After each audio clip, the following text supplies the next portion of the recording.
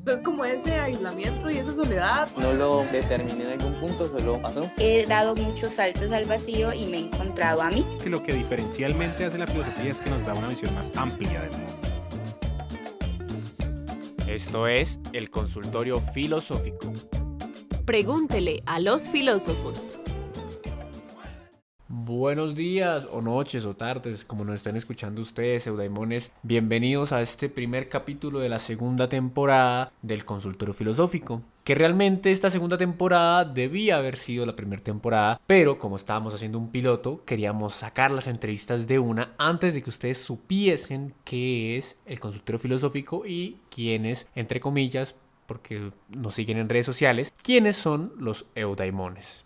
Y esta nueva temporada viene totalmente diferente a lo que conocieron del anterior consultorio. Ya nos vamos a poner un poquito más técnicos porque hace falta que conozcan esa parte de pronto más formal de la filosofía, algo ya más serio y sobre todo algo más de nosotros, porque si ustedes han notado en redes sociales, aquellos y aquellas que nos siguen, nunca les hablamos absolutamente nada de filosofía, pero ustedes tienen un supuesto muy grande de que somos los filósofos. Entonces, en esta nueva temporada ya van a conocer pues lo que formalmente ya implica filosofía. Entonces, seguiremos con las conversaciones que a ustedes les gusta, el chismecito, todo lo que no va a faltar siempre, pero tendremos bastante más formalidad porque no era necesario darle un inicio a esto que hace la filosofía desde esa formalidad. La formalidad no es siempre el inicio de las cosas, entonces damos formalmente la despedida a esto que fue el consultorio en la primera temporada. Seguiremos haciendo consultorios, quienes quieran participar pueden seguir viniendo, quizá ya no grabando todos, pero vamos ahora sí a hacer un poquito más formal para también prepararlos a ustedes como público, ustedes que son nuestros espectadores, a que se animen a venir al consultorio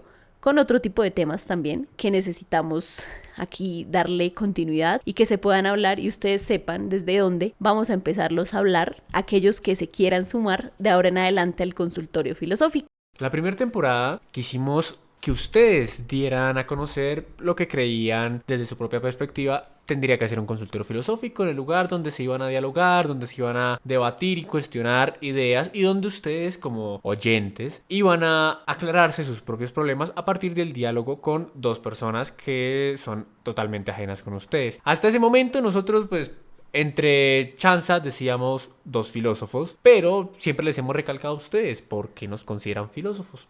Esa primera temporada, que era un piloto, era un proceso investigativo, queríamos ver cómo iban a responder los oyentes, cómo iban a responder los hablantes aquí en el programa. Si ustedes escucharon juiciosamente los primeros episodios, se darán cuenta que estos capítulos estaban muy personales, que hubo gente que dijo hasta el nombre, de dónde vivían, que fueron muy sueltos, porque el carácter que iban a tener no iba a ser de un juzgamiento, entendido comúnmente como no los iban a criticar, sino entre ambos iba a haber un proceso dialéctico para alcanzar algo que realmente, pues nosotros se los decíamos tras bambalinas a cada uno de los hablantes, ellos iban a saber qué respuesta darse. No, nosotros no les íbamos a dar ninguna respuesta. Sacamos estos episodios esperando que algunos de ustedes pudieran venir acá y escucharnos y hablar con nosotros. Hubo algunos que nos permitieron grabar, hubo otros que fueron más privados y que realmente lo que ellos salían a decirnos eran las ideas que tenían para sí mismos, pero que al tener contacto con sus amigos y familiares no pueden expresar libremente por miedo a que los juzguen.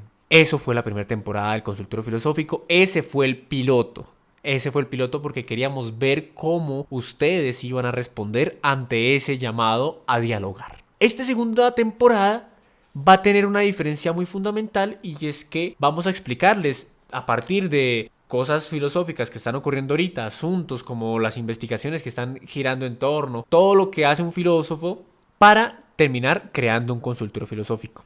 Desde qué ideas surge a nosotros el pensarnos, oiga, ¿por qué no creamos un espacio donde hablemos? ¿Por qué hablamos del cuidar del alma? ¿Por qué unos conceptos salen acá? Vamos a ser muy teóricos en ciertos momentos y también vamos a invitar a un grueso de población que es filósofos. Esta segunda temporada va a tener invitados de filósofos porque nos gusta tal vez comenzar al revés.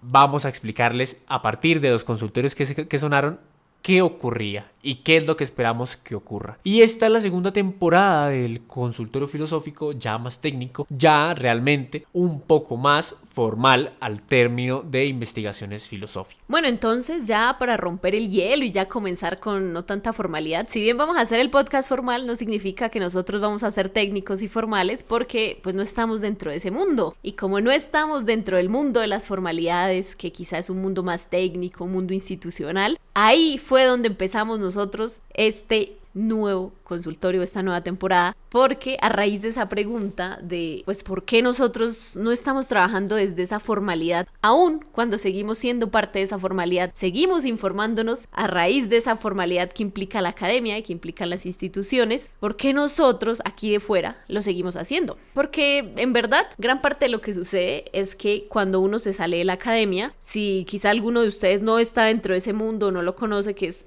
literal el mundo de las universidades o el mundo de pronto de los colegios, no tanto, pero sí dentro del mundo de las universidades, que es quizá el mundo académico, o de los institutos privados que también existen. Cuando uno sale de ese mundo, es muy difícil mantenerse en contacto con ellos, pues porque uno ya no lo hace diario, ¿saben? Ya no son las costumbres de uno estar hablando con los investigadores, estar hablando cómo hablan los investigadores, el lenguaje de los investigadores, pues porque es su trabajo y lo que usted trabaja y piensa en el día es lo que se hace usted mismo. Por tanto, salir de la academia es empezar a cambiar ese lenguaje, a cambiar las personas con las que ustedes se van a relacionar, a cambiar también el modo como usted está comprendiendo el mundo, y quizá lo haga usted porque le tocó, porque no lo aceptaron, tuvo que irse de la academia, o porque como nosotros decidimos alejarnos, o también quizá aquellos que reprochan la academia y se salen de ella con ese sentido malestaroso de la academia, porque es algo cerrado. Y a raíz de que empezamos a hablar de esa academia, fue por esa salida que nosotros comenzamos este proyecto que son los eudaimones, que es lo que les venimos al fin hoy a contarles después de una temporada muy larga, después de llevar ya como 2 años haciéndoles redes sociales y de llevar varios videos en YouTube. Finalmente no les hemos contado nada de esa parte más formal de lo que estamos haciendo y de quiénes son los eudaimones, más allá de nuestra historia, que creo que ya la tienen ustedes en otras plataformas. Y fue a raíz de esa academia, fue a raíz de ese sentido formal, a raíz de ese sentido institucional que hace la academia, que nosotros nos fuimos, tuvimos que irnos porque no teníamos el dinero para continuar en ella, y a raíz de esa salida es que pudimos empezar a hacer esto, y a raíz de ella vamos a reflexionarles en el capítulo de hoy esa salida de la formalidad, estar fuera de esa academia sin dejarla, sin perderla y sin quitarnos de encima que nos gustaría pertenecer a ella. Bueno, ¿y esto por qué nos surge? Imagínense que hay un señor que se llama Ernesto Castro, ¿no? Yo no lo escucho, yo lo conocí, la verdad fue por Parra, pero dice que es como un filósofo pop, ¿no? Es un profesor que empezó a dar sus clases en YouTube, que si ustedes quieren verlo, él dejó las clases ahí, pero resulta que hace 3 días él renunció no a su trabajo, ¿no? Renunció a YouTube, dio un discurso público, una declaración pública en un video en el que dijo que él renunciaba a YouTube, iba a cerrar su canal, y su canal es muy famoso, monetiza muy bien, le va bien, él no, porque él no está como en el mundo de las redes ni nada, la verdad solo subió eso fue porque sus alumnos no iban a clase. Y él renuncia, y a raíz de esa renuncia formal que él les hace a la gente, me voy de YouTube, no voy a seguir haciendo cosas a través de este medio, porque él está en el medio de la academia. Él es un profesor de universidad y a raíz de esa renuncia fue que nosotros empezamos a construir el programa de hoy, porque él se encuentra en la universidad y nos estuvimos preguntando si nosotros, estando en la universidad, tuviésemos que callar de la misma manera, porque es un modelo disruptivo estar hablando aquí a través de redes sociales con la libertad que implica pues nosotros, no tener nada detrás de nosotros, no tener un contrato, no tener una vida, no tener deudas, no tener una institución bajo la cual seguir unos principios, pero la cual él sí tenía y por la cual se estaba aburriendo de tener que recurrir a YouTube de una manera secundaria y que YouTube le estuviera afectando su trabajo de profesor, le estuviera afectando lo que él quiere hacer a través de la academia, sea que la ame o no, pero eso que él quiere hacer a través de la academia, sea que le esté funcionando o no, le estaba afectando por YouTube, por culpa de YouTube. Entonces nos estuvimos preguntando si quizá a nosotros eso nos afectaría si en algún momento alguien nos contratara, si alguien nos diera un trabajo, porque ustedes saben que no trabajamos, y si de repente un día trabajáramos y todo lo que dijéramos a través de estas plataformas empezase a ser un problema para esos trabajos. Entonces Parra me dice, por eso nadie nos podría contratar, porque aquel que nos contrate tendría que saber de antemano que nosotros vamos a estar diciendo, y como nosotros, ustedes saben, nosotros somos muy comunicativos, como coloquialmente se dice, somos muy sapos y nos gusta contarles todo a todo el mundo, pues si quizá esa manera de ser disruptivos, esa manera de ser nuestra, que nosotros no estamos en la academia, porque finalmente ese señor Ernesto Castro sí nació en la academia y gracias a ella fue que empezó a hacer sus videos de YouTube, pero nosotros que nunca hemos estado allí, que quién sabe si estaremos, nosotros qué podemos hacer a través de ese disruptivo, no podemos simplemente hablar y ya. Entonces, a ver, Parra, cuéntenos ahora sí bien las vueltas de Ernesto Castro y todo esto, porque yo se los presento nada más, pero ahora sí vamos a profundizarlo. Un chismecito, antes de nosotros utilizar Instagram queríamos utilizar Twitter y pues teníamos el perfil de Urano el Perro, que como les contamos pues era nuestro primer proyecto. Ahí yo conocí un bastante grupo de filósofos en diferentes lugares. Uno de ellos fue Ernesto Castro y me interesó mucho la figura porque era disruptiva, porque a pesar de estar bajo el mecanismo de control de las universidades, la publicación de artículos, el dictar ciertas clases que él no quisiera pero que le ponen, y como él no es un profesor planta, pues tiene que aceptar eso. La figura de Ernesto Castro siempre me ha parecido curiosa. Entonces, pues yo no consumía mucho el contenido que hacía Ernesto Castro, pero me gustaba que eran clases. Yo le decía a alguien hace muy poco el tema de leer seminarios y ver clases. Me gusta porque hay cosas como en estos formatos que uno dice muy a la ligera y que en un libro nunca las va a escribir. Y que Ernesto Castro me parecía genial por eso.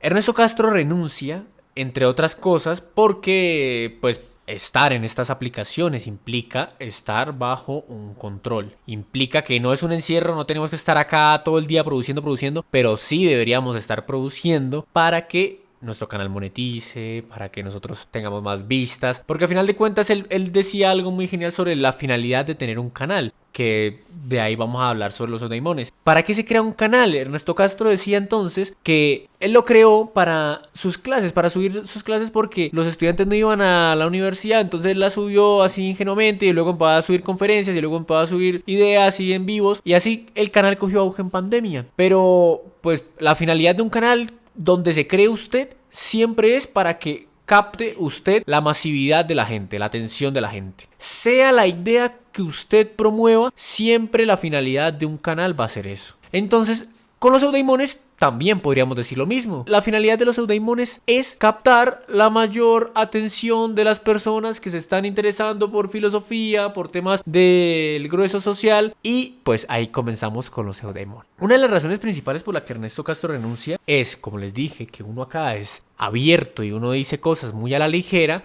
pues porque esas son cosas que se dicen en privado y estas cosas son lo menos privado del mundo. Entonces, cuando él daba algunas ideas, cuando él daba algunos conceptos y decía por qué esto o aquello tiene un significado, debería importarle a la gente, debería tal cosa, pues los que veían sus clases, los que, pues, como ya es una figura pop de la filosofía de redes sociales, pues les llegaban a él y habían ciertas reprimendas, habían ciertas vigilancias sobre, oiga, usted es profesor universitario, no puede decir tan abiertamente esto, y esas cosas pues fueron opacando mucho como el carácter libre de usted pararse acá a decir, oiga, pues ¿sabe qué?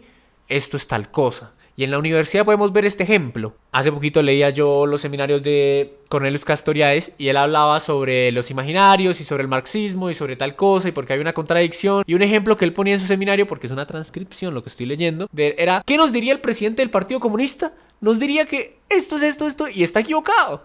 Eso no se puede escribir tan a la ligera en un artículo, no se puede escribir tan a la ligera en un libro, pero eso son pensamientos que a la par de su clase, pues va a terminar dando un contexto general de lo que es esa clase. Que es justamente lo que les digo de la formalidad de las cosas, de la formalidad que le vamos a dar a este podcast. Ser formal no implica solo como una cortesía y un protocolo, sino que aquello que se hace y se dice tenga una repercusión en la vida pública.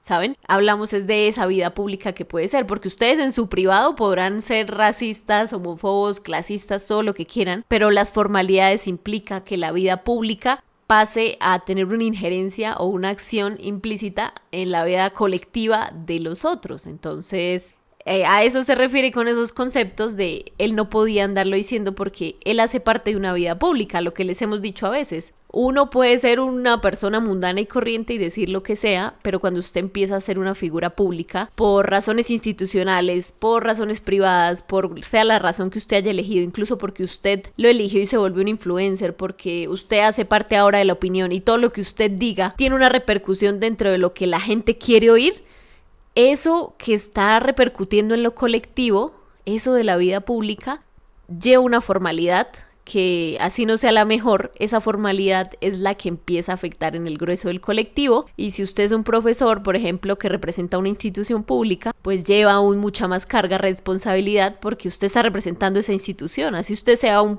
profesor y una persona individual y natural sola, usted representa esa institución y las clases que él daba pues significaban eso. Entonces, cuando nosotros decidimos irnos, cuando nosotros decidimos porque no lo elegimos por razón nuestra, sino porque la situación nos dejó, ya les explicamos en varios videos qué pasó, que por qué no pudimos entrar a la maestría y demás, pues decidimos hacer nuestros proyectos, decidimos formalizarnos nosotros los Eudaimones y representamos solo a los Eudaimones, no representamos a ninguna universidad, no representamos a ninguna escuela, a pesar de que amamos a nuestra universidad donde nos graduamos y que yo estando en Francia les decía a todo el mundo que la UIS era lo mejor del mundo. Yo represento son los Eudaimones y dentro de los Eudaimones represento las ideas mías, porque hay diferencias de ideas. Y si alguien invita a los Eudaimones a dar una conferencia, si invita a alguien de los dos a llegar a debatir sobre un tema, pues tienen que saber que nosotros no representamos a nadie y por lo tanto no estamos en los acuerdos normativos de, oiga, si vamos a generar un polemo sobre algo, una polémica sobre algo, hay que tener cuidado porque estos son estudiantes que tal vez pertenecen a aquello, pertenecen a esto y ustedes no pueden tan a la ligera ir diciendo esas cosas. Nosotros quisimos desde el comienzo ser una figura intelectual. ¿Qué es una figura intelectual? Aquella figura que se dedica a estar pensando, a estar viviendo y a estar analizando los problemas de la sociedad, solo que aprovechando nuestro auge, porque no somos los mismos intelectuales de hace 100 años a los de hoy en día. Hoy hay otras figuras un poco más decadentes como los influencers que solo influencian. Nosotros no los influenciamos a ustedes a nada, sino queremos que todo el tiempo que vayan a hablar con nosotros tengan que pensarse lo que nos van a hablar, lo que nos van a decir y nosotros tengamos que pensar todo lo que vamos a decir y a partir de ese pensamiento colectivo pues lleguemos a algo. Nosotros siempre quisimos ser intelectuales, siempre quisimos estar ahí. Y yo sé que hay mucha gente que dirá, pero los intelectuales que solo le ponen valladas a la cabeza y que no piensan. Nosotros, si no les hablamos de filosofía es porque somos intelectuales, porque estamos viviendo, porque salimos al campo, vemos las vacas, estamos haciendo otras cosas, pero en el fondo lo que implica nuestra vida es ser un intelectual, es estar ahí analizando esos problemas. Podemos estar en Tangamandapio, estamos en el Cocuy, no importa, analizar los problemas sociales en la actualidad, a analizar los problemas atemporales también, gruesos de la filosofía. Pero nosotros no dependemos y no queremos depender de alguien que nos diga no puede decir esto o hacer aquello. Y ojo, hay que tener mucho cuidado porque que nosotros no queramos estar en una de las instituciones públicas o privadas que ya están pactadas en la sociedad civil no significa que queramos ser antiinstitucionales o queramos estar fuera de la institución. La verdad, nuestra salida específicamente y muy en concreto tiene que ver es porque quisimos hacer nuestra propia institución. Entonces cuando decimos los eudaimones son esta figura, los invitan y ellos representan tal cosa, son las cosas que los eudaimones están construyendo como institución. Esa institución que significa ser los eudaimones es distinto a que usted diga, no es que yo me quiero liberar del control, me quiero liberar de la opresión de todo Estado, de todo. No tiene que ver absolutamente nada con eso, ni mucho menos que nos queramos, o sea, que queramos negar ese tipo de instituciones. A nosotros nos encanta la institucionalidad, sin embargo, no pudimos estar en la que queríamos, que era quizá la de la academia. Posteriormente fue la institucionalidad quizá más política, que tiene que ver con las instituciones públicas que conforman a la sociedad civil, pero hicimos los eudaimones es porque queríamos una institución a nuestro antojo, a nuestra construcción y a nuestro acomodo, y de ahí nace la idea de ser un tipo de institución como lo es los eudaimones. Entonces, ¿qué implica que los eudaimones quieran ser una institución? Implica que nosotros vamos a tener normas, condiciones legales, vamos a tener ciertos reglamentos, ciertas disposiciones, va a haber autoridad. ¿Y por eso el proyecto de los eudaimones no es solamente cultural, que nos duramos mucho tiempo, que tal vez los nuevos seguidores no lo han escuchado, pero duramos mucho tiempo diciéndole que nosotros no éramos artistas, que nosotros no éramos solamente gestores culturales, que para nosotros tiene que haber un orden. Y los eudaimones lo que están haciendo ahorita es buscando estructurar un orden a partir de sus investigaciones, a partir de los proyectos culturales, los proyectos de formación. Y claro, nosotros seguimos participando en cosas académicas, seguimos yendo a los congresos, nos invitan a charlas, nos seguimos postulando también a conferencias, porque hay un modelo en el que nuestro orden tiene que llegar también a conversar con el orden institucional de las universidades, que quizás es el que muchos critican como academicismo, que es muy un encierro, pero toda institución tiene que tener un encierro.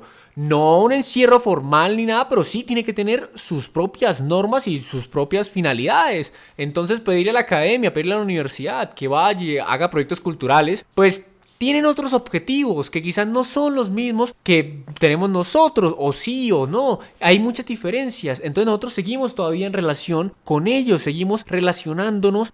Porque va a haber un orden y porque nosotros igual nos sigue interesando saber qué está ocurriendo en esas discusiones. ¿Qué pasa? Nosotros mañana podríamos dejar de ir allá, podríamos dejar de estar pendientes de las cosas que están pasando en filosofía en el mundo, de las universidades, de los artículos. Podríamos estar dejando todo eso de lado y no perderíamos nada. Pero el que está dentro de la academia no puede dejar eso, porque es que su forma de vida es ese encierro, es ese control que es presentar artículos, dictar clases, ser un profesor. Y no está mal. Es que la gente a veces piensa que tal vez dedicarse a ser profesor en colegio, en universidad, es una decadencia porque usted no puede pensar, porque lo obligan. En toda institución siempre va a haber un orden y siempre debe surgir eso. Nosotros participamos, pero si no nos quitaría nada, no perderíamos nada. En cambio con ellos es al revés. Que de hecho, en palabras de Sartre, él dice, la verdadera libertad es elegir a qué yo me voy a alienar.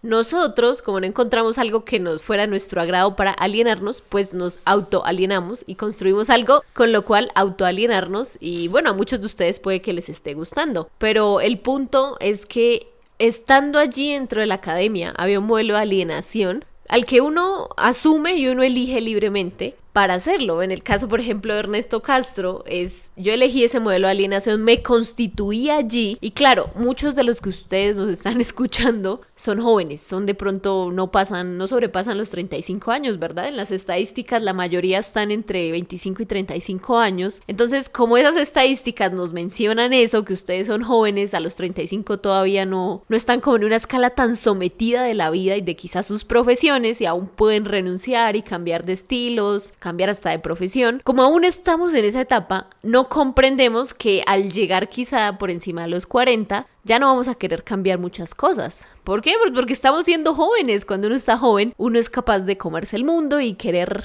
transformarlo, renovar todo, y tiene uno la energía y la vigorosidad de la juventud para elegir cambiarlo todo. Nosotros, en este momento, construir los eudaimones es porque tenemos la energía y la vitalidad, y quizá tampoco hay tanta decadencia en nuestra comprensión del mundo, ni nos ha fallado tanto el mundo, que nosotros podemos seguirlo intentando y podemos pararnos cada mañana y decir queremos hacer algo nuevo. Por ejemplo, cambiar una sexta vez de nuevo, pero sobre los 40, ¿quién quisiera cambiarlo? ¿Quién quisiera luego de estar quizá 20 años en la academia decir, me salgo, me voy, quiero hacer otra cosa? No, es muy difícil y no es resignación tampoco, y no es que esté mal que usted elija estar allá, es que es difícil cambiar costumbres, es a lo que todo el tiempo les estamos repitiendo, es muy difícil cambiar las costumbres cuando quizá luego de 40 años uno eligió un estilo de vida que lo llevó a llegar quizá a un tipo de trabajo, que lo llevó a elegir un tipo de vida y de estilos que usted maneja diario. Es difícil cambiarlo después de 40 años y más que todo difícil comprenderlo y dar cuenta de que quizá eso es lo peor para uno. Está bien, pero si no doy cuenta, yo no podré saberlo. Y por eso, nosotros decidimos estar acá.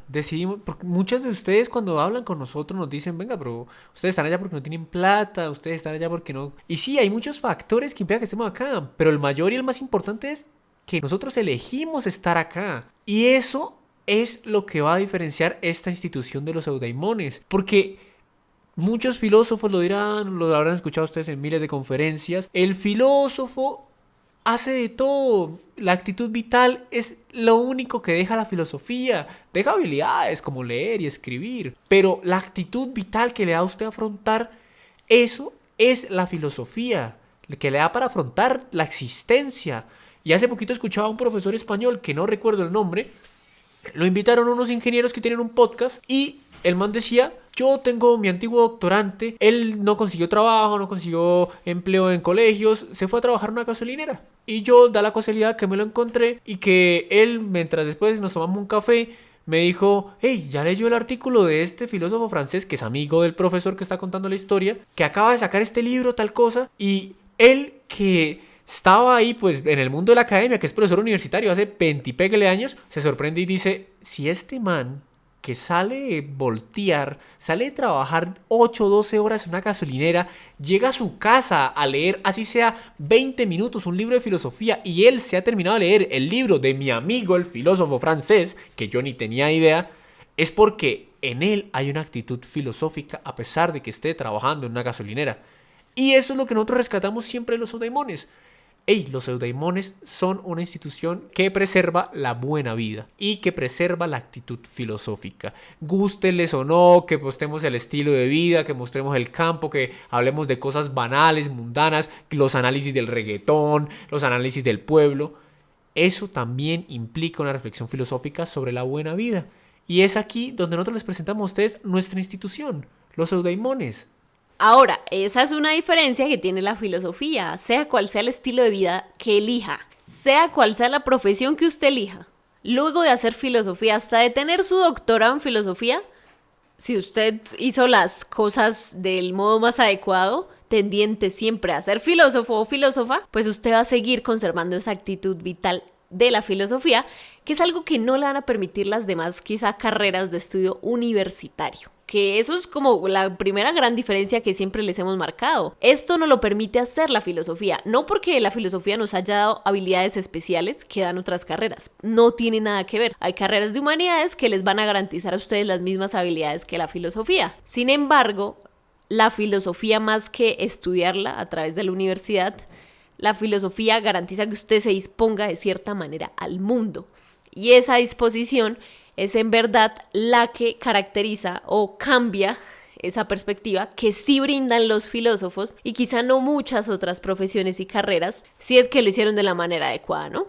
Entonces, la filosofía, como siempre, ha tenido esa característica de pronto más libertaria, no porque sea quizá distinta o algo, sino porque es que la filosofía envuelve una totalidad que la hace y la tiene que y la vuelve por fuera siempre de las cosas. Entonces la hace siempre estar por fuera de absolutamente todas las instituciones y cosas que se formen a nivel histórico, siempre están por fuera. La filosofía siempre tiene que hacerlo porque ese es el papel del filósofo, estar un poquito más adelante, más atrás o fuera de lo que esté sucediendo en su época. Pues con ese papel, la filosofía pues también tiene los típicos problemas que tiene cualquier otra disciplina.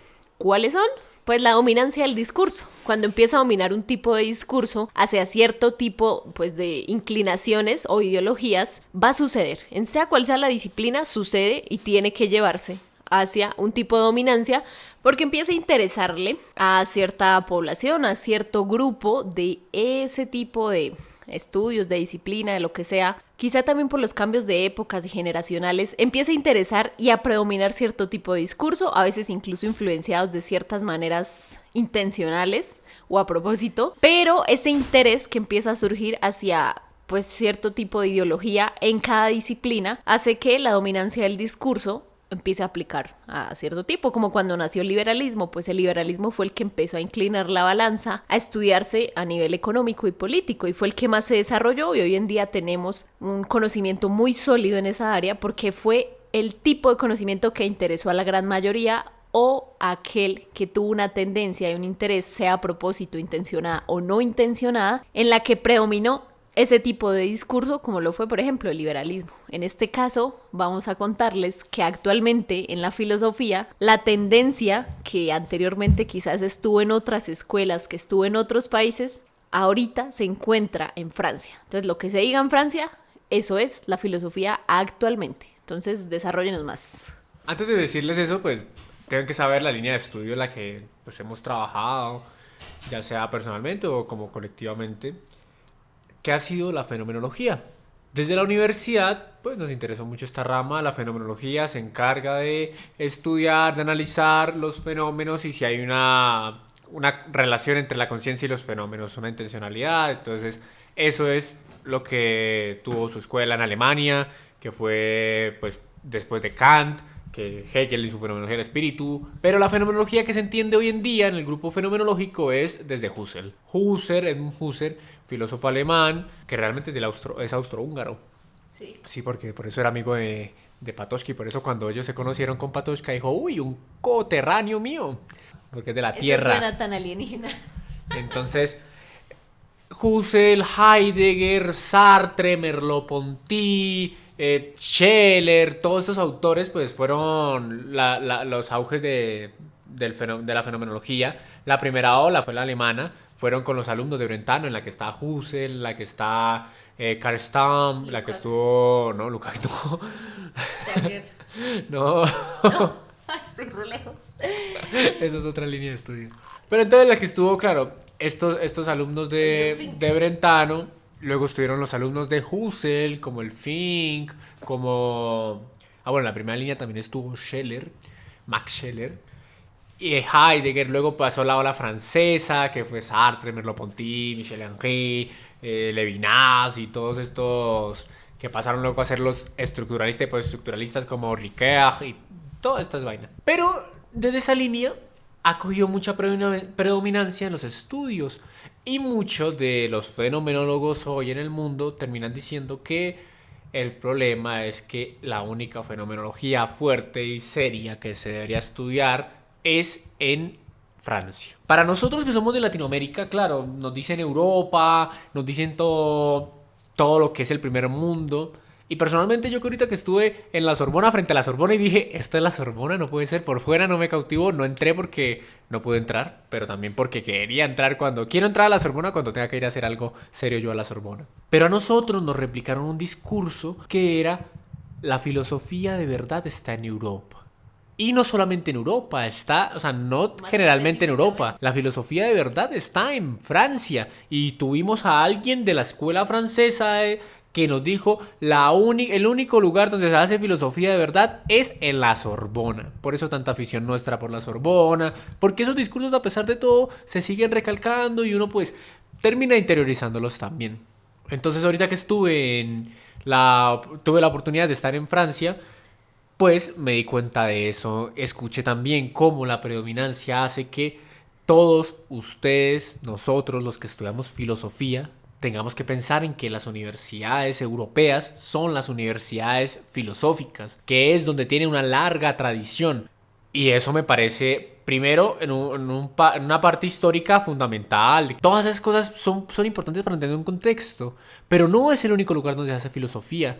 Y a pesar de todo, hoy en día en Europa está ese discurso y nosotros los latinoamericanos hemos empezado a replicar ese discurso. Por eso, no, ojalá hacer un doctorado en tal lugar o irnos a hacer la maestría en otro lugar. Y al final de cuentas, nuestras escuelas donde estudiamos nosotros, con los profesores que estudiamos nosotros, pues no valen.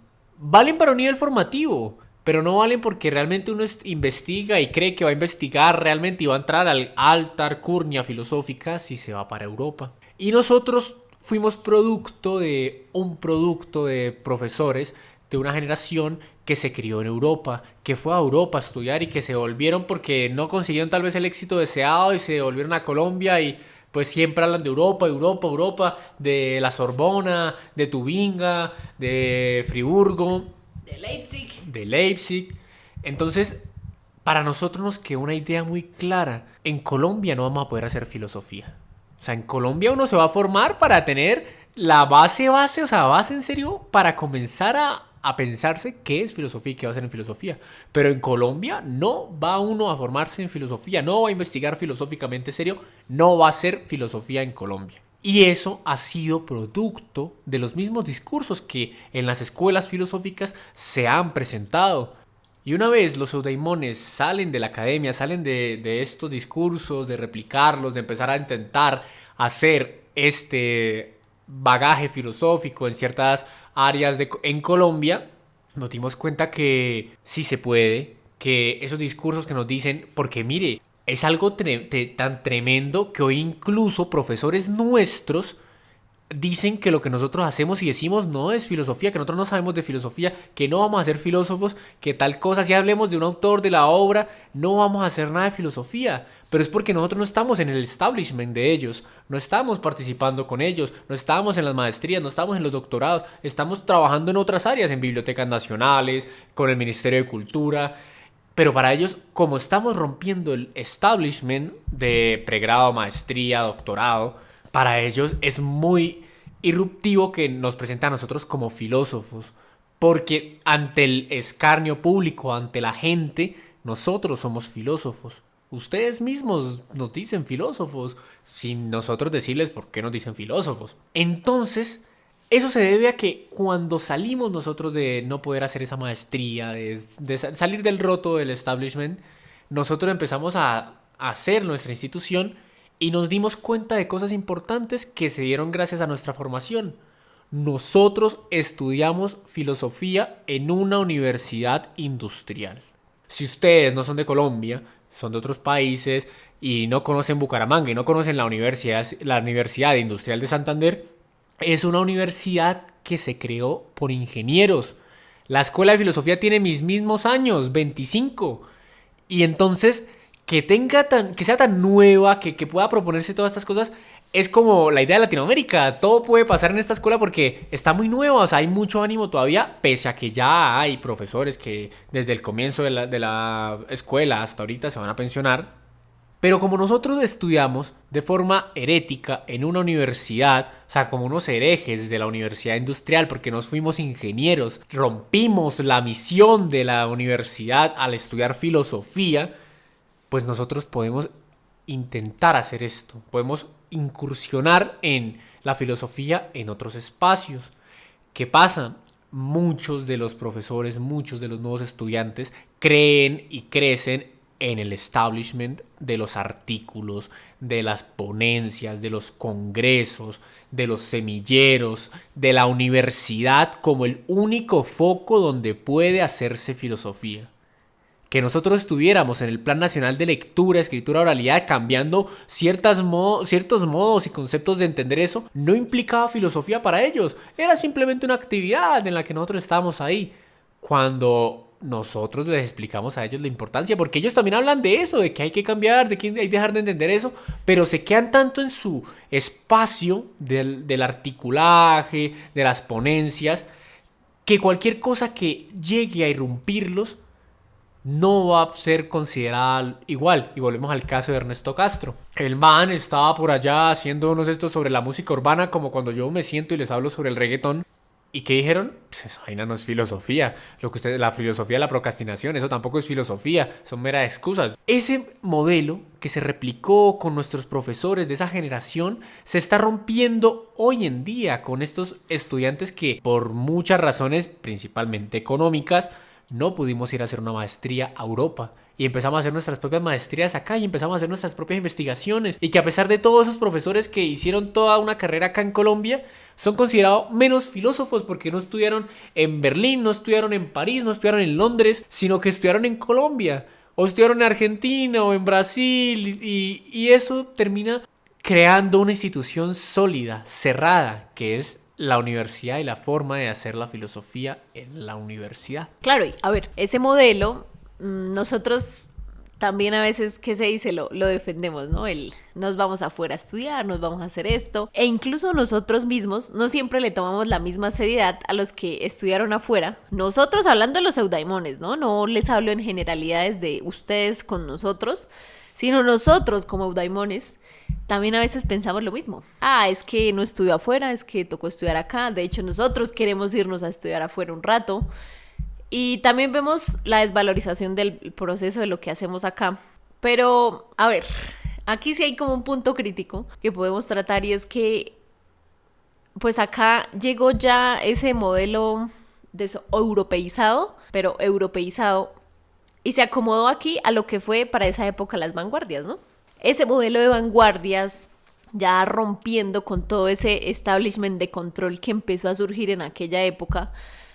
Ese modelo de vanguardias es el que tenemos y de hecho mucho de lo que se replica a nivel de intelectuales, de academia, de lo que ustedes ven como generación del conocimiento, tiene que ver mucho con ese modelo de liberación y de liberar y reprimir que se configura como dentro de ese espíritu de época. Entonces, si ustedes escuchan, la mayoría de profes siguen aún hablando de eso, ese modelo afuera, en los espacios públicos, en esa opinión colectiva, se sigue escuchando esa idea de liberación, de esta Latinoamérica, de todo esto sigue siendo. Y ese discurso se empezó a conformar y a constituir, y empezó a constituir hoy conocimiento, a raíz de un tipo de discurso y de conocimiento proveniente de esa época en la que se formaron la mayoría de profesores en Europa y llegó acá, que fue el movimiento de las vanguardias. Digamos que ese discurso que se ha venido configurando en la mayoría de las academias, en verdad, si no es un estudio tradicional de filosofía, como el europeo normal y corriente que hay en la mayoría de escuelas de filosofía de Colombia, el otro discurso es el discurso de liberación.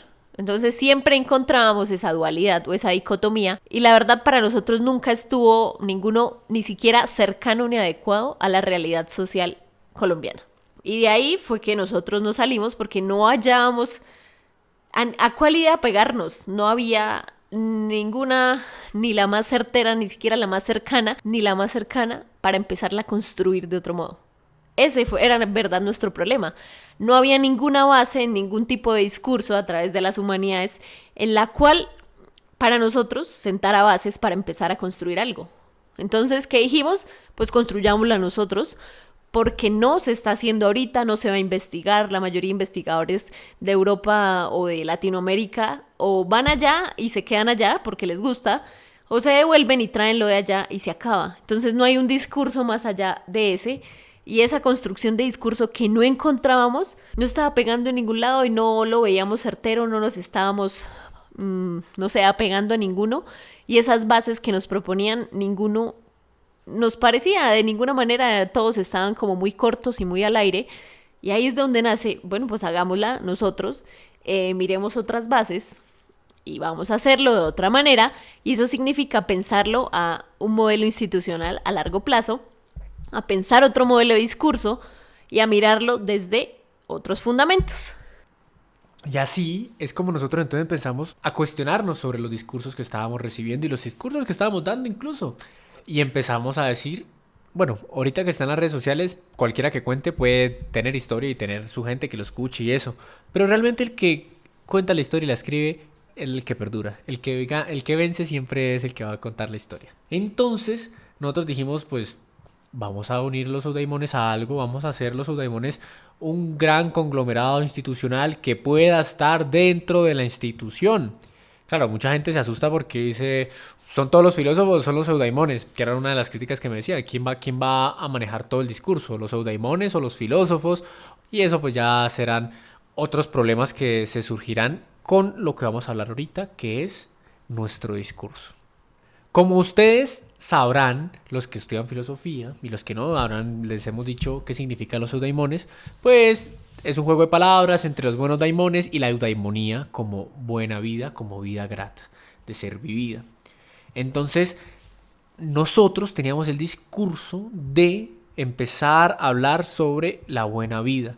No desde una manera subjetiva en la que nosotros le dijéramos a la gente la buena vida es pararse y leer, la buena vida es pararse y tal cosa, sino... No como un manual. Sí, no como un manual, sino queríamos decirles que la buena vida se da a partir de la conciencia sobre su propia existencia y determinación en sus actos.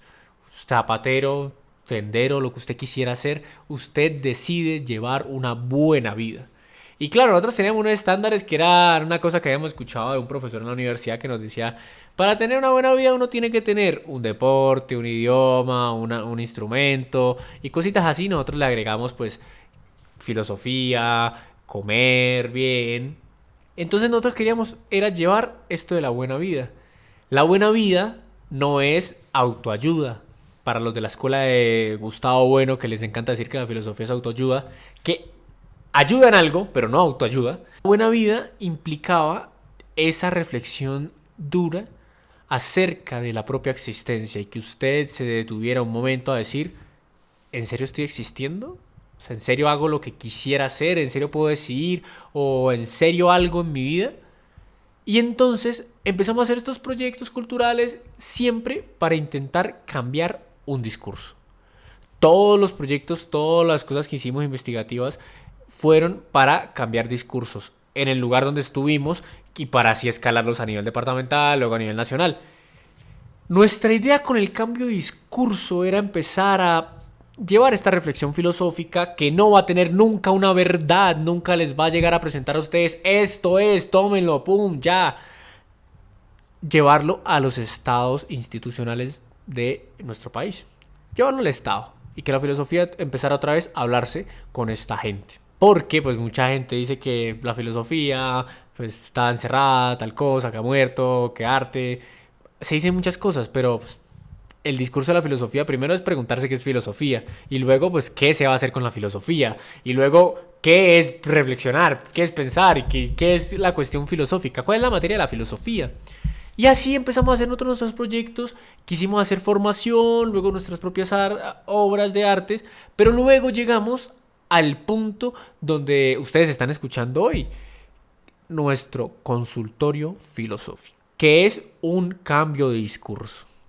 Este consultorio filosófico es un cambio de discurso acerca de la reflexión sobre lo cotidiano, acerca también de cómo uno va a la terapia, de cómo uno va y habla. El consultorio se funda bajo la idea de vamos a empezar a hablar sobre la cotidianidad para reflexionar qué está pasando en nuestra época. Bueno, y que más que hablar, es hablarlo de manera colectiva y que se sepa a nivel público. Porque ustedes saben, los coaching, eso es un proceso privado. Usted entra y habla con él. Pero lo que él habla y le cuenta a usted y a las otras 120 personas que tienen terapia es lo mismo. Él lo va a llevar hacia un mismo discurso. Pero entonces ahorita el prestigio de cuál es el mejor coaching o el tipo de coaching que usted realice, sea que lo llame otro nombre, sea que usted se niegue a llamarlo como tal, ese modelo de mejoramiento al que usted quiere tender, al que usted busca para que alguien lo haga, se empieza a privatizar y empieza a ser un modelo que se realiza en un espacio privado. Ese espacio privado en el que el coaching le puede decir a usted lo que sea. Y aquí el que empiece a dominar el coaching va a empezar a conformar esas costumbres que usted a partir de ahora va a adquirir para ser una mejor persona. Y eso es un peligro. Si ustedes lo ven, eso es un peligro. Eso es tener usted a las personas que fundaron, o sea, que el coaching no ha tenido una orientación del todo, no sabemos, pero no ha tenido una orientación intencionada hacia un cierto tipo de discurso político o económico que le diga a usted para que un día se suba alguna persona y diga hagamos esto y el coaching ya esté de la mano con todas esas 1000 personas que empiezan a ser formadas de manera privada. Es importante que la buena vida se maneje desde un discurso colectivo, pero ¿qué pasa? Que cuando empieza a ser un discurso colectivo, esa buena vida empieza a tomar unos tintes morales que no tienen un tinte moral, porque que usted elija la buena vida frente a la mala vida no lo hace mejor persona. Y esos tintes morales de soy mejor persona por elegir la buena vida, o yo mismo empiezo a tener unos estigmas hacia las personas que no tienen una buena vida y empiezo a sectorizar y empiezo a excluir y empiezo a discriminar, ese modelo de exclusión hacia aquellos que elijan la mala vida por esos preceptos morales que le dicen usted tiene que ser una mejor persona, que todo esto es derivado del cristianismo, pero lo podemos luego profundizar. Ese modelo de aquel que haga la buena vida, aquel que la elija, empieza a sectorizar y a nivel privado los coaching pueden empezarlo a hacer. Aquel que lo hace mal, aléjese de ellos, váyase de ahí. O no es de las primeras reglas que creo que le dan en la mayoría de los casos influencer, personas, quítese ahí. Y pues sí, usted no tiene que estar al lado de las personas que le hacen daño. No obstante, ese modelo de exclusión hacia cierto tipo de costumbres, ese modelo de exclusión hacia cierto tipo de hábitos, ese modelo de exclusión social que empieza a tomar sentido a raíz de un movimiento que se toma y se hace en vidas privadas, de manera privada. Ese movimiento sí, puede que hagan conferencias, pero al final usted lo que termina ayudando es lo que usted lee de manera privada. Si usted asiste a las sesiones y terapias de manera privada, y esos modelos privados no se pueden controlar porque son privados. A ver, y es que no es que yo tenga algo en contra de lo privado, pues porque no es que reniegue de ello, ni que no se pueda, pero se trata del discurso en su vida privada. Y el discurso en su vida privada es sumamente importante de llevarlo, de valorarlo, de construirlo incluso, porque es el discurso de esa vida privada que luego se hace de manera colectiva. Discursos de vidas privadas de otros, pues se termina dominando, que es finalmente como terminaron muchos dictadores arriba, porque ese discurso de vida privada empezó a calar con un discurso colectivo que hace, o que predominó y que permite que eso suceda, o sea, discursos de exclusión. Pueden ser modelos, y esos son modelos de exclusión que silenciosamente se llevan a cabo y que muchos empresarios hoy promulgan, y la gente empieza a sentirse aún más identificado con modelos de exclusión hacia personas que no llevan buenos hábitos, hacia personas que no llevan cierto estilo de vida, y el estilo de vida se convierte hoy en los modelos exclusivos o discriminatorios de personas y pueden terminar en modelos de ese tipo dictatoriales. Finalmente nosotros dijimos, eso no es que no se pueda quitar, pero sucede porque no se habla de la buena vida, no bajo esos preceptos de ser mejor persona por llevar una buena vida o ser peor persona por llevar una mala vida, sino que no se hablan a nivel público. No se hablan porque no se están formando, usted no lo forman en el colegio para saber cómo llevar su buena vida, sea la que usted elija, porque la suya puede no ser la misma del otro. Pero debe saber que se respeta la buena vida del otro, tanto la mía como la suya. O sea, que la suya haya sido elegir hacer las cosas más extraordinarias para la humanidad y la mía solo atender una tienda. Son buenas vidas, pero ese modelo que no se está revisando y mirando, y sobre todo que no se está analizando de ninguna manera porque se toma como un chiste. Desde la academia sabemos que eso se toma como un chiste, la autoayuda, todo eso que se hace para sobre todo porque la autoayuda termina siendo... ahorita se está ya sectorizando, ¿no? Ahorita se economiza, entonces hay la super autoayuda, que son los coaching privados para las clases altas, y los coaching de las clases bajas, que también se pueden ver a través de internet. Entonces compran mi curso, mucha masividad, pero también los coaching privados de las personas de altos recursos que contratan. Entonces él es mi coaching y de 5 más de nosotros, y nosotros somos de tal coaching. Entonces ese modelo es de exclusión y de sectorización a través de una actividad como lo es el coaching, también en un futuro puede representar un peligro, quizá el más grande, y no se está analizando, no se está mirando, y es un modelo que se está permitiendo por las redes sociales, que está masificando, que ustedes ven diario, que ustedes sienten la presión por eso, y son productos derivados quizás sistemas económicos, sí, puede ser, o lo es, lo son, pero ese modelo de exclusión que se está creando es porque en la vida colectiva, o se puede llamar eso, en el discurso público y colectivo que todos oímos, se está valorando ciertos tipos de estilo de vida, y esa presión moral hacia qué estilo de vida hace que usted sea mejor o peor persona, van a ser problemáticos en un futuro, van a ser quizá el mayor problema de todos, porque miren, ya históricamente nosotros ya hemos conformado mucho a raíz del conocimiento como sociedad. Como sociedad ya tenemos sistemas económicos que vamos a seguir debatiendo, vamos a seguir buscando y procurando que sean los mejor, pero la economía se trata de utilidad, no de lo mejor ni de lo más bueno. En política lo mismo, el mejor modelo en el que podamos todos convivir, pero el mejor modo en que podamos convivir implica el mejor modo en que vivamos unos con otros, y ese modo en que vivamos unos con otros es cuando usted no crea factores o determinantes que empiecen a hacer exclusiones, porque ya hoy tenemos un montón de derechos humanos, entonces ya no hay por qué excluir ni por género, ni por raza, ni por edad, o sea, hay factores físicos que ya no permiten que usted excluya, porque ya hay derechos humanos, pero siempre va a existir la necesidad de excluir.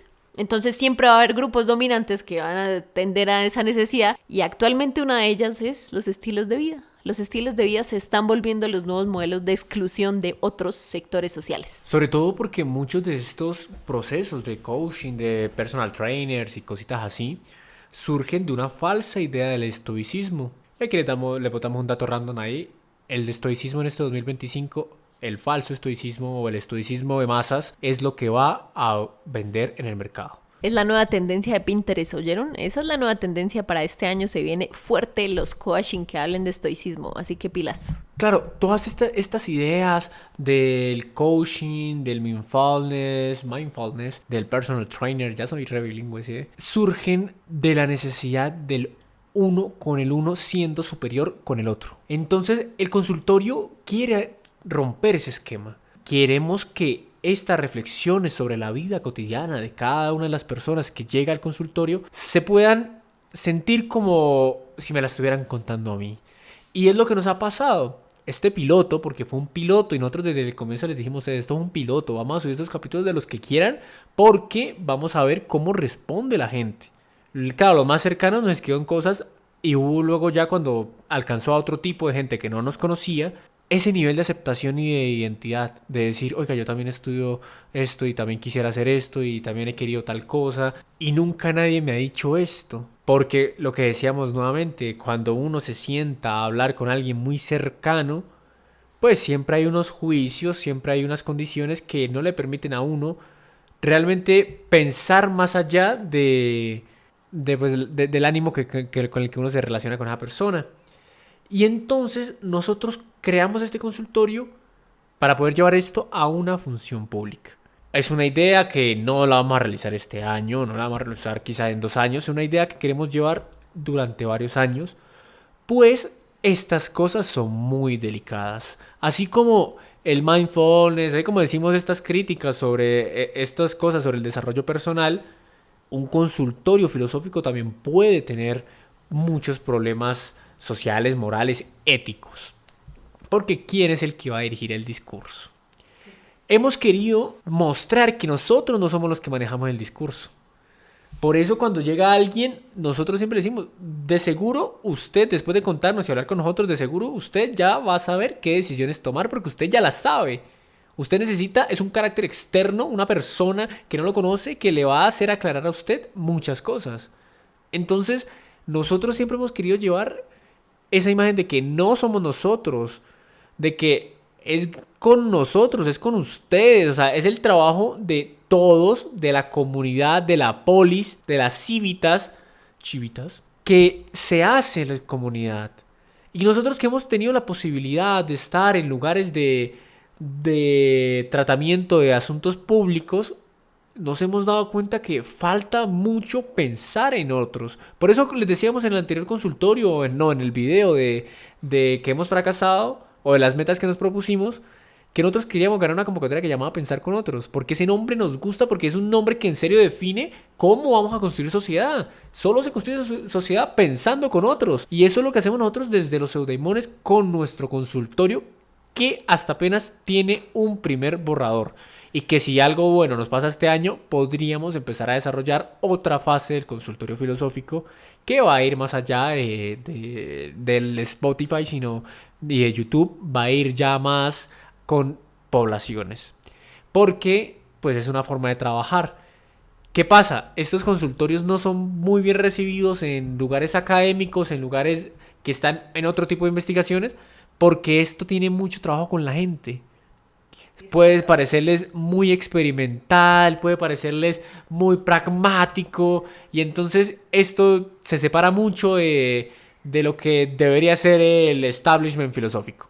Bueno, y más que establishment, es que usted cómo mide eso, ¿saben? Eso es un lío, porque una cosa así que nosotros les proponemos, o sea, esto es muy ambiguo, no tiene algo que usted le diga esto avanza, y ustedes saben que socialmente todo requiere que usted muestre cómo avanza, cómo fracasa o cómo avanza. Pero esa tangibilidad que le exige hoy el mundo a las humanidades, que surge por esta crisis de las ciencias, esa tangibilidad y medición que requiere para saber si esto va a funcionar de alguna manera o si tiene cierto tipo de leyes, esa ambigüedad es para, digamos que, permitir que eso no se descarrile tan raro, no tome rumbos raros o se sepa qué se hace, ¿saben? Es un método, y ese método, que en la mayoría de casos requiere medición, es difícil obtenerlo desde las humanidades, porque ustedes saben que el modelo de investigación de las humanidades depende en gran medida de lo cualitativo, y eso cualitativo lo que intenta parecerse es a un modelo pues lógico, en el cual se puede agrupar de cierta manera y comprender de qué manera una cosa evoluciona a otra.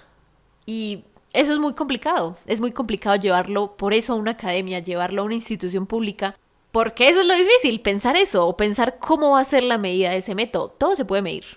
Todos ustedes se pueden inventar medidas de cualquier manera. Ustedes se asombrarían si ustedes trabajaran el modelo de proyectos públicos, ¿qué tanto puede medir? Es que ustedes pueden medir todo. Es horripilante, para nosotros es horripilante porque que usted pueda medir todo es horrible. Es horrible que usted tenga que escribir todo a través de medidas, que tenga que describir a la gente a través de una medida, que incluso los psicólogos tienen que hacerlo, ¿no? Ellos tienen que describir al paciente a través de la medición y de ciertas palabras y formalismos que permiten que esa medición avance, que esa medición muestre que algo fue mejor o peor. Entonces ya desde la entrada y desde el fundamento mismo de cómo se ve eso, ya vamos mal.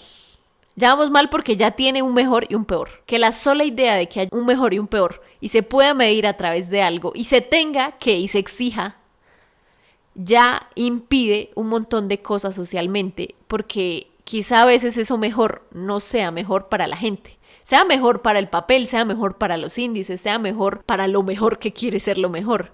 Pero lo mejor no siempre es lo mejor. Y que ya se exija eso por la parte institucional, por la parte privada, por la parte pública, que socialmente ya se exija eso desde cualquier ámbito y no se pueda quitar y cambiar porque se requiera, porque así se formó la institución, así se formó el Estado, impide que se pueda cambiar de otros modos. Y la verdad, nuestro gran reto con el consultorio es cómo metemos nuestro discurso dentro de ese. Porque ya la gente, incluso la gente misma en su paradigma de comprensión del mundo, ya comprende muchas cosas a través de ese mejor y peor, de las cosas tienen que hacerse así, a través de este modelo, medirse de tal manera. Piensan algo, eso es horrible, ¿saben? Piensan algo y lo piensan, esto avanzó de tal manera, entonces lo agarran y lo ponen en sus palabras y su discurso. Nosotros tuvimos que aprender mucho ese discurso tecnócrata y esa tecnocracia rompe mucho con lo que puede ser la humanidad, porque la humanidad es cero tecnócrata, el mundo por fuera es de otros modos y ese modelo de intentar ordenarlo del mejor modo posible ya rompe por sí todos los supuestos, la idea progresista de que todo siempre tiende a qué ser mejor. Esto es lo que queremos presentarles a ustedes, eudaimones, con un consultorio. El primer capítulo introductorio de la temporada pasada era acerca de por qué nos íbamos a reunir a sentarnos a hablar y por qué tal cosa. Este es casi lo mismo, un poquito más avanzado, si se dan cuenta. Hemos podido concretar más cosas. Hemos podido ya hablar de discursos, hablar de coachings, hablar de por qué esto, por qué aquello, de qué hacemos nosotros con la filosofía, desde la filosofía. Y entonces, eudaimones, la tarea está en ustedes, porque esta construcción, pues, si bien estamos teniendo nosotros unas intuiciones sobre el consultorio, estas intuiciones van a seguir y seguir hasta que las sigamos trabajando y ustedes ubíquense en el momento en el que escuchen este consultorio en decir cuál es el discurso que rige mi vida, qué es lo que rige mi vida, qué estoy haciendo realmente con esto y para qué me sentaría a escuchar a dos pelados que ya me dijeron que no están en una universidad, que quieren ser una institución y que quieren hacer cosas. Un proyecto como un consultorio filosófico. A grandes medidas esto es lo que hemos empezado a aclarar sobre lo que queremos hacer con el consultorio. Hay otras cosas que no les vamos a decir todavía porque son proyectos que, pues si bien uno puede hablar públicamente, no puede hablar públicamente. Porque no lo roban. Ajá, entonces no lo vamos a decir. Pero confíen en que esto es una investigación a la que queremos meter en serio el alma. Y no hablamos del cuidado del alma, pero ese va a ser ya el próximo episodio de un consultorio puede cuidar el alma o algo así nos inventaremos de qué es el cuidado del alma y por qué fue una de las primeras ideas para hablar de un consultorio filosófico. Y pues quizá la idea más importante para recordarles al final, nosotros queremos hacer otro tipo de discurso, pero no creemos que este vaya a ser otro mejor, no es el bueno, que esto no va a ser un discurso mejor que todos los que ya existen, no significa que los otros demás son malos. Necesito es que lo primero que se quiten ustedes de la cabeza sea eso, pensar que este va a ser el mejor. No, desde ya declaramos que no estamos como con la intención y la bandera de creer que este es el mejor discurso.